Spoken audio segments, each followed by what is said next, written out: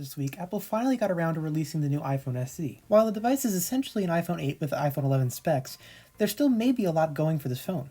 However, the real question is whether or not it's worth the $399 price tag, or if there are better alternatives for the price. What's going on, guys? Skyle from techlifetodayco back with another video. In today's video, I'm talking to you guys about the iPhone SE 2020 edition and whether or not it's actually worth getting. Now, to get the specs over with, the new iPhone SE has a 4.7-inch LCD display. In other words, it's just like the iPhone 8's display. Now, it also includes the A13 chip, the same chip as found in the iPhone 11 series, has IP67 water and dust resistance, a 12-megapixel rear camera with 4K video recording, wireless charging, fast charging, among many other things. Now, it's expected to be released in just a few days on April 24th, and it's going to come with 3 different storage configurations, 64GB, 128, or 256 gigs. Now, taking one look at these specs will show that most of these are recycled from the iPhones of a few years ago, especially resembling the iPhone 8. However, while this is the case, the $399 price tag is something that looks pretty appealing and refreshing, with most phones now costing $1,000 or up. In fact, I really think Apple was smart to release an iPhone that looks just like the older ones, but is also having the chipset of the newer ones. It's clear that their main audience for this phone is the people who rarely upgraded their phones, either because they're relatively happy with their current phone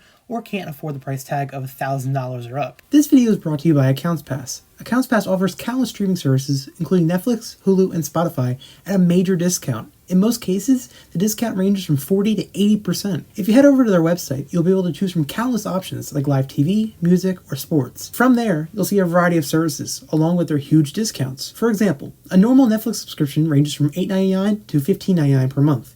However, with Accounts Pass, their prices are nearly cut in half, ranging from $6 to $8.50. The point is that you're able to get your favorite services, but at a huge discount. Now, if you head over to accounts-pass.com and use our exclusive promo code TECH, T-E-C-H, you'll be able to get an additional 10% off your order. Be sure to head over there soon, because you could be saving a lot of money in a short period of time by doing so. Thanks again to our friends at Accounts Pass for sponsoring this video. It simply isn't for the people who like the latest and greatest from Apple. On the other hand, it's for people who don't feel the need to upgrade yearly or to pay a lot of money for a smartphone. To further that point, it's really for the people who aren't looking for anything fancy, just a phone that works well. And that's exactly what this is. There are certainly other phones on the market that are much better, including Apple's own iPhone 11 lineup. But there's no doubting that the iPhone SE is the perfect device for those who are looking for a phone that just works well. Ultimately, the iPhone SE 2020 edition can do just about everything the higher-end flagships are capable of, but that's not the point. The point is that the iPhone SE is a cheap phone that a lot of people were begging Apple to make, and they delivered for the most part. So to summarize, the iPhone SE 2020 edition is really for people who are either looking for an iPhone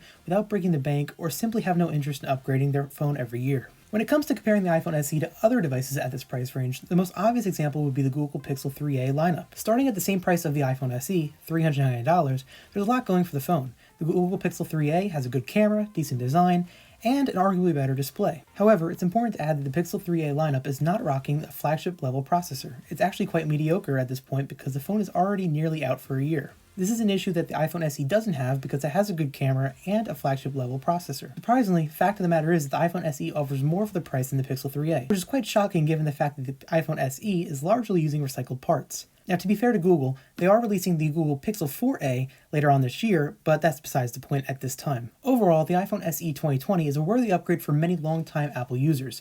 If you are someone who doesn't like to upgrade their phone every year, or simply can't afford the price tag of flagships, this could very well be the perfect phone for you. It could also be a good option for those looking to learn more about the iOS ecosystem, or just want to get in the Apple ecosystem in general. However, if you are someone who likes to upgrade their phone yearly, it's probably best that you stick with something like the iPhone 11. Thank you guys so much for watching. If you enjoyed this video, be sure to give it a thumbs up. It helps the channel out a ton. Also, be sure to hit that subscribe button for more content just like this, as well as hitting that bell. That way you get notified each time we upload. And again, be sure to leave a comment down below. If you have any questions, I'll be happy to respond. Also, be sure to head over to techlifetodayco.com for more tech news just like this, including an article on the iPhone SE down below. Thank you so much for watching, and I hope to see you guys in the next video. Peace.